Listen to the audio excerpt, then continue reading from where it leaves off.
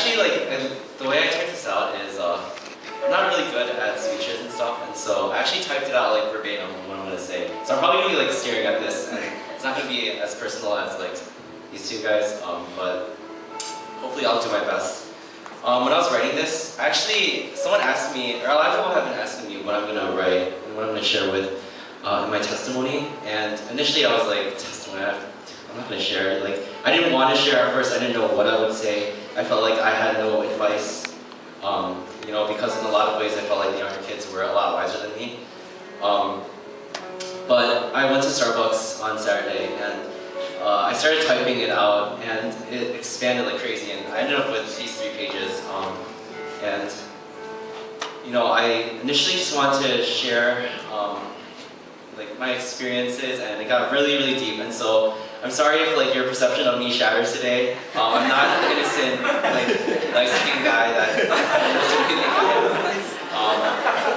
am. But yeah, I'm gonna try to be as truthful as honest for the glory of God. And so hopefully this works out. Alright.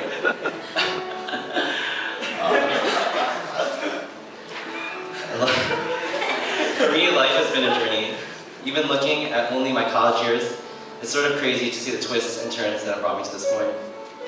Too often, I catch myself wondering exactly how people view me. This is not because I'm trying to people please in any way, but because I wonder exactly how much the bias of being in my own shoes and living through my own experiences and seeing my mistakes differ from the way that others see me. And so, yeah, I oftentimes catch myself thinking that. But anyways, I accepted Christ as my personal savior in junior high. I was at our winter retreat, and the pastor made an altar call after the sermon, and I definitely remember I didn't understand what he was really talking about. I didn't really understand the gospel. I just remember everyone was crying around me, and so I was like, yeah, like, you know, I need to cry too. Like, it feels good to like be part of the crowd. And so I totally had that mob mentality, and I was letting out tears for some reason. And I still remember being emotional while the pastor prayed over me. And I definitely didn't understand the implications of a life that was dedicated to Christ. Still, I did the altar call, and I started to serve at my home church at AFC, Alliance Fellowship Church, which a lot of people are actually now on. Shout out, woo! I initially joined the praise team as a drummer during my freshman year in high school, not because I wanted to serve Jesus, but because I wanted everyone to think I was that sick drummer. As a side note, I think God has this awesome sense of humor because I really suck at drums. I was also a small group leader after our Sunday messages. Week after week, I would serve Christ without knowing what it really meant to serve Christ.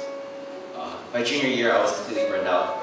And if that wasn't enough, I started to date my senior year in high school, believing that I had reached my pinnacle in maturity. I knew the churchy answers to all the questions. I served in many different ways at AFC. But I still didn't understand what a life dedicated to Christ meant. But it didn't matter to me. To me, I felt like I was invincible, and I felt like I was untouchable, right? You guys, I'm sure you guys all have experienced that feeling before. And so, fast forward, I entered into college, and I joined Servants. All my roommates were a part of Servants, so it naturally made sense for me to go to Servants. Actually, one of my roommates is here, Stanley. We actually lived together when I was a freshman. But yeah, he was part of Servants, and all my other roommates were part of Servants, so I decided to go with them to Servants one day. And that year, SJ was my small group leader, and I received servant-style babying. I know that I feel like I do this a lot too. I like make fun of people like for being like, oh baby, you know, when you're a freshman. But I think it's only because like a lot of people did that to me, and I was really, really babied when I was a freshman. And in my head, I still believe that I was invincible in many ways. But that year, everything fell apart for me. Before I go on, I'll give you some pretext. One thing that I've always struggled with is relationships with girls. I don't know why, but I feel like one of my problems is I need constant feeding from opposite gender. I didn't realize it yet because I felt like I was untouchable. But looking back on it now, it's stupidly apparent like how big that flaw is in my life. Many of my good friends were girls because for some reason it was just easier for me to connect with girls. Anyways, continuing on, I was still going out with a girl from high school. And at the same time, I was still hanging out all the time with my new girlfriends that I met in college. I hope you see where this is going. Long story short, I was not careful and I ended up cheating on my girlfriend. And that was the beginning of my dark descent into a life of selfish sin that I lived out my sophomore year. And I fell hard. It's one thing to know that you are a flawed individual and to understand your sin and to understand the ways that you fall short, but it's crushing to experience your failure when you actually believe that you're near perfect. I sufficiently made a mess out of my past girlfriend's life.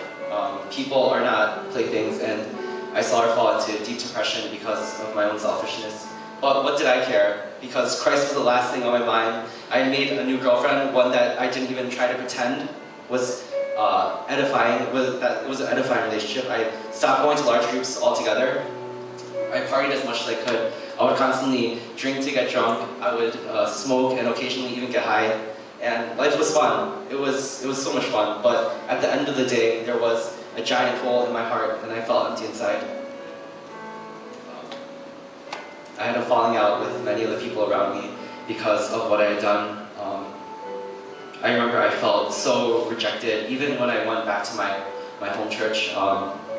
That's actually one of the reasons why I stopped going my sophomore year, because I felt so judged, and I just felt like everyone around me hated me. And I know that people that I didn't even know talked badly of me, and in a weird way I sort of welcomed it, because I felt like I knew deep inside that I deserved it, and I genuinely hated myself for it.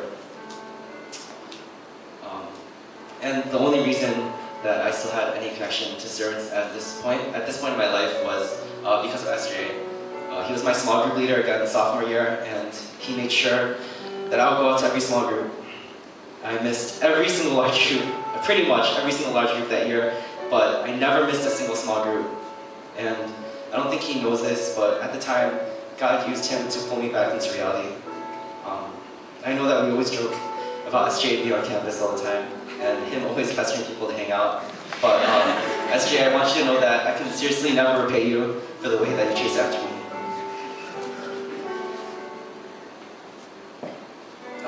God opened my eyes in the summer of sophomore year, going into junior year. I was finally single, and I decided that I would part from the drunken partying lifestyle. That summer, God showed me the depths of my sin. Not even the depths of my sin, but He showed me a small part of myself. And I now know that apart from Him, I can fall much, much deeper. I've never felt more worthless in my life, and I've never felt more loved. I was floored. The gospel suddenly made sense to me. And now I understand Paul's heart when he penned, "For the word of the cross is foolishness to those who are perishing, but to us who are being saved, it is the power of God." I'm still learning what it means to walk with Christ. I still struggle with my sin every single day. I know the devil is watching and waiting for me to stumble in order to get the upper hand. I made the mistake of trusting my own strength to uphold me, and it took the total breaking of my character and of who I am and everything that I knew for me to understand and finally get a glimpse of the message of the cross. Now, usually seniors, before they part ways, they give some sort of advice. And so here's what I've learned looking back. This is to everyone who's going to remain here. First, I would say never let your human judgment trump God's love for people. God works in mysterious ways, and I think that He can work in anyone. So keep chasing after those who might seem distant and those who might not necessarily want you to chase after them. If I was never chased after, then who knows where I might be. So if you keep on the chase. That's basically what I'm trying to say. And if you really understood the gospel, then we would run so hard after people. Secondly, I would want to tell anyone who feels trapped in sin to not despair. I'm still learning more and more that a life that is marked with sin and failure does not mean that you are not walking in Christ. For every stamp in your life that screams worthless and failure and unlovable, the mark of the cross is covering it, and it's covering it fully. So keep running. Falling is okay, as long as you get back over and over and over again. Christians are not defined by the failures of the past. And lastly, lastly, I really beg everyone to try to meet up and really abuse the pastors and the older helpers time, like Esther and Ioli, Pastor John and Jay John. I think they have so much to offer, and initially I was really afraid of Jay John especially. Jay John really scared me. I don't know what it was, but he just seemed so like stoic, and I felt like when I tried talking to him, he didn't really respond to me. But I ended up being in this small group junior year, and yeah, try another shout out. And it was an amazing year. Jay John had so much to teach me. He was such a wise guy, and I really saw his heart through that. And even though I was initially afraid to approach him, he taught me so much. And even Pastor John throughout the years, being able to serve under him through praise team and just the leadership meetings, he's taught me so much. And by the way, you guys, if you're a guy, you should definitely go on the man trip because it's a definite bonding experience. It's definitely a shameless plug for the man trip, but seriously, we all grew so close together, and we really learned deeply about each other because when you remove society and you're really hungry, you really see who people become, and we all became nasty people. And as for me, this is going way too long, I'm close right here, but as for me, I don't know exactly where I'll end up. I don't even know where I'm going to eat after this large shoot. But like I said, for me, life is a journey, and I'm joyful as long as I know that Christ is walking with me hand in hand, because from my beginning to my eventual end,